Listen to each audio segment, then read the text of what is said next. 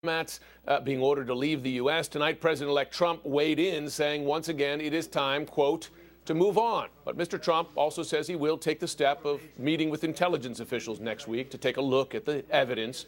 Meanwhile, White House officials say they are ready for anything that Moscow might do in response. Joining us now is Pete Hoekstra. He's former Trump surrogate and a former chairman of the House Intelligence Committee. Monica Langley's a senior special writer at the Wall Street Journal and CNN political analyst, also political strategist Jonathan Tassini. He is host of the Working Life podcast and a New York Times editor. Patrick Healy here as well. He's also a CNN political analyst.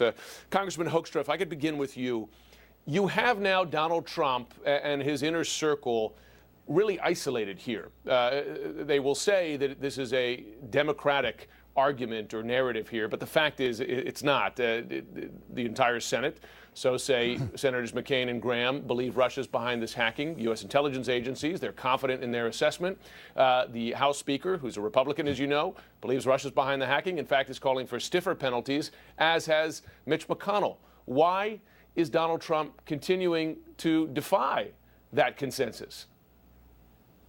Well, I think what Donald Trump is doing is he's very clear. He's saying, I'm skeptical of the intelligence. I'm going to wait to see exactly what my intelligence officials are going to present to me. On what basis is he skeptical of the assessment of 16 U.S. intelligence agencies and the acceptance of that assessment from Republican members and leaders of Congress who've been briefed on the intelligence?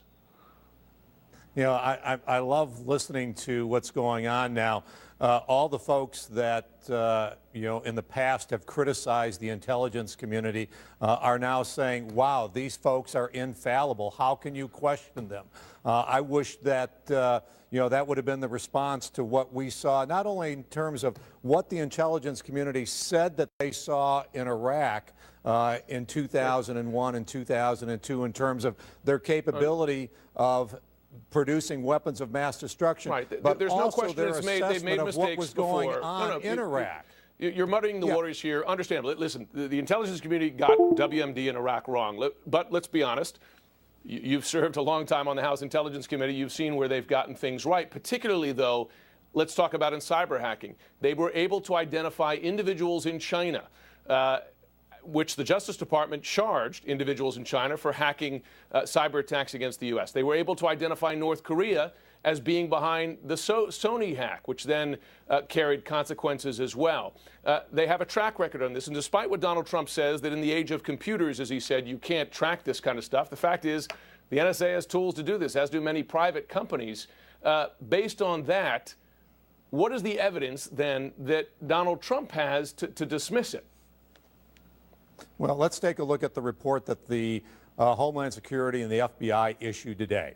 Number one, and this is where you're absolutely right. They said with 100% certainty, basically, we can say that Russia successfully hacked into a political party in the United States.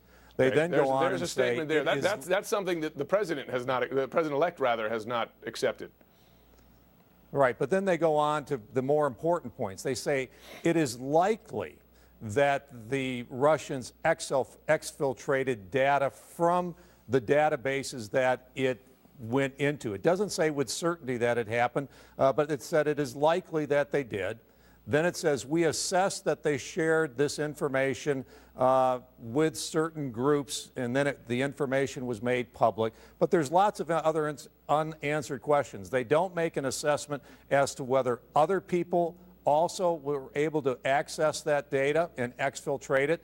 And they don't go on to perhaps what's the most important point in terms of ascribing what the motives were for this Russian behavior.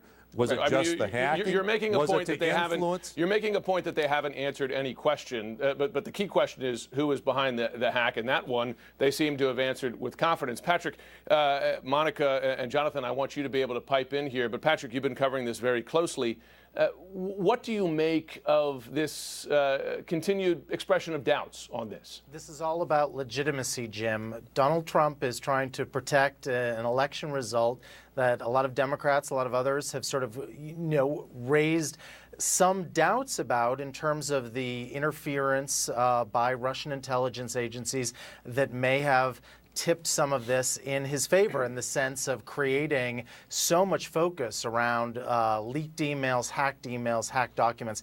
This is about for Donald Trump to give in on this and say that Russian intelligence agencies did have a hand in my election. From his point of view, having interviewed him several times, would be crazy. You know, it would be weakening himself before he even gets close in there. And you have to remember, Jim, the way that he responds to these sort of allegations, even when they're put forward by the government, by intelligence agencies, is to go to sort of vagaries and innuendo and sometimes even theories that speak to his voters. Computers are tricky. We don't know how to handle this. This could be a 400-pound guy in a room doing this.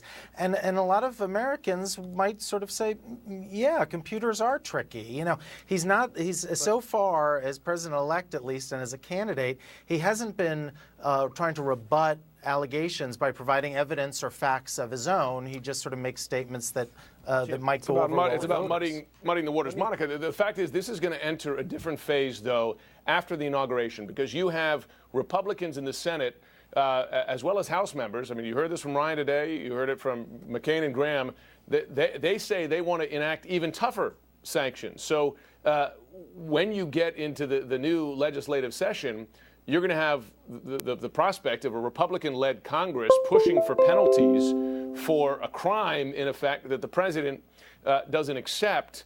Does he battle his own party on this? Well, I'm questioning whether they will push that first or whether they're going to go with his agenda, which is to do jobs and tax reform and things like that. I'm telling you what really is happening, Jim, is Donald Trump is going with his gut, as I've watched for a year and a half with him now. He doesn't always follow the evidence. If he had looked at the evidence and the facts that everybody presented to him, he would have never run for president. So here he is again, listening to his gut. If you looked at his statement today, he said it's time to move on. So he thinks what the American people want him to do is to focus on jobs, ISIS, things like that, not the Russian hack. I do agree with Patrick. It has to do with he's feeling ticked off that they keep questioning the legitimacy of his victory. But I also think he's like one who goes for strength. And he thinks by trying to show weakness about his election, they're making Putin look stronger and America look weaker because, oh my gosh. Wait a second. You're turning it on the head there a little bit, Monica. I know, but that's what an advisor. I was talking with an advisor today, and they say by laying out all the things that Russia's done to us, it makes us look weaker. This is what a Trump advisor told me. But how does it make me. you look weaker if you don't respond to a major cyber attack? We're entering bizarro world here. Maybe you. I don't. Look, I'm telling you what a Trump advisor told me, and also this same advisor said what's happening is suddenly Obama is laying all this out and trying to be strong against the two countries that Trump has shown that he wants to have improved relations with, Israel and Russia. Jim, Jonathan, I do want to ask you a question on that because there is rightful and substantive criticism of the Obama administration that you're hearing from Republicans and Democrats, frankly, that they waited this long to respond. It was on October 7th that the intelligence community said with confidence Russia's hacking the election. And frankly, part of the reason we have reported that the Obama administration waited to respond was because they were worried about delegitimizing what they expected to be a Hillary Clinton victory. So why did they wait so long? I don't know, Jim. I'm not moved by that. But I want to make two other points, actually. One, actually, no, but you have to answer the criticism of the Obama administration.